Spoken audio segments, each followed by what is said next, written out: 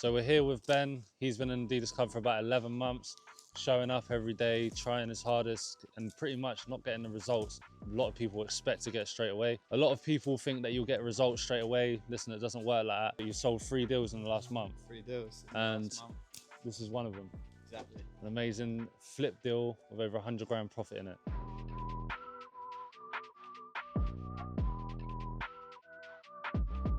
So my name's Ben. I joined the Fontaines about 11 months ago now. Started knowing absolutely nothing about property, and I'm currently on deal number 3, sold to an investor, and this is one of them that we're at today. Right, so 100 grand profit in this deal, really good deal. How did it sort of come about? How did it come about? It was on the market for 18 months. I inquired about it last August with the agents, built up their relationship with them. Every single week, called them up about the property. I've sort of had in mind exactly what I could offer on it. I sent the videos over to my builder. He had a look, estimated it, obviously not exact costs, but I wanted to get an idea of what I could offer without going to view it. I learnt that from you guys, offer without offering, and it saved me so much time. The best way to make an offer is to offer without offering. So instead of saying my offer is X, say if I were to offer around X, would I be in the ballpark? It softens your approach, avoids offending the seller, and helps you gauge whether or not a deal is realistic. But also, following up is so important. The money's in the follow-up, like you say. People always say, like, I've put in some offers, I'm not getting anywhere. Like, and it's like, have you followed up with them? Followed up with them? Because deals fall out. People just start, motivation changes over time. People have been trying to sell the house for 12 weeks is different to when they've been trying to sell it for 12 days. Yeah, so that's exactly what I've done with this one. Put my offer without offering in back in August last year.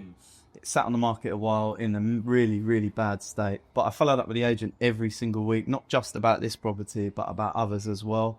General catch up, not, property. Oh, the agent had dogs. How's the dogs? Do you know what I mean? Or generally talk to them like a normal person. And I think they appreciate that. But yeah, I've called up every single week, and that was until end of November, start of December.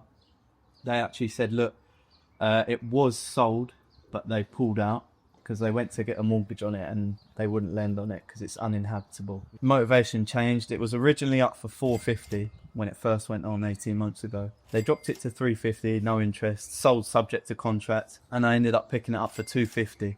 100 grand off, just because every single week I called up, said, oh, how's this property? Have you got any others? And also with this, they actually had 3 other offers that were higher than mine. But because I built that relationship with them, that trust, they actually ended up going with mine. The agent was more confident that I'd get it done and get it done quickly, which is exactly what I've done. So yeah, it just goes to show, build your relationships, have good relationships with these agents, and they'll have your back basically.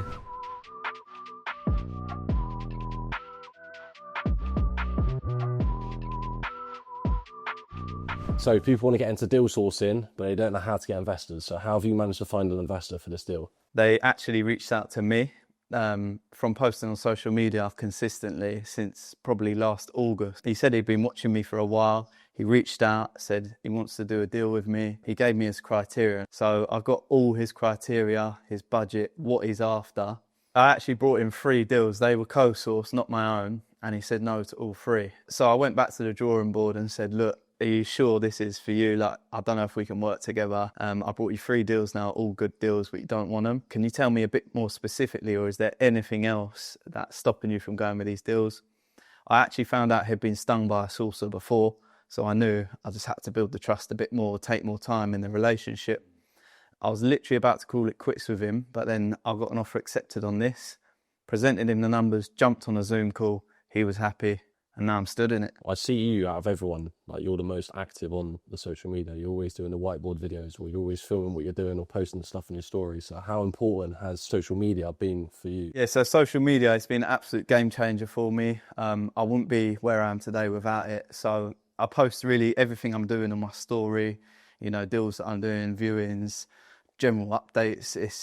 It's easy to look at my social media and go, oh, everything's going well, but I actually just post everything. When you first started as well, did you feel like, I don't really want to post on social media, or like, was you stepping out your comfort zone a bit? Did you just think, this is going to benefit my business, so I need to do it? To be fair, so when I started, I was so nervous. Like, I didn't even have social pages. Like, privately. Like I had nothing. I was that guy who had no profile picture on Facebook and everything was private.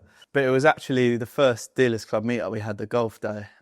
I bought some cheap mics for like £2 and I was like, I'm going to film, and I didn't want to. I was about to leave. I was like, yeah, I'm going to leave. And this guy, Dylan, you were like, nah, you're filming. Like, you're filming. So I jumped in and done my first video with Rory. Since then, I've just been posting consistently. Yeah, it's paid off big time. A lot of people think as well, like, posting on social media is not really going to benefit me, or like, it's not going to benefit me that much. People don't understand, like, it is one of the most important things to do. It's one of them things, it's free marketing, really. You know, big businesses spend hundreds of thousands on marketing. Obviously, as a small business, you can't do that. So the only way to build, you know, you need to get investors to know, like, and trust you. For example, I've just sold another 2 deals to someone local to me. They didn't know who I was, had no idea. I met them once and they said they saw my social media page after I told them who I was, and they gained that trust and they felt like they knew me just from scrolling through my page. I'll be honest, I absolutely hate doing social media. We all do, mate. I set up like one day every couple of weeks just to smash out videos, film them. Yeah, and I dread it. It's the worst thing. I hate it, but it needs to be done. So if you're starting out sourcing, make sure you do your content.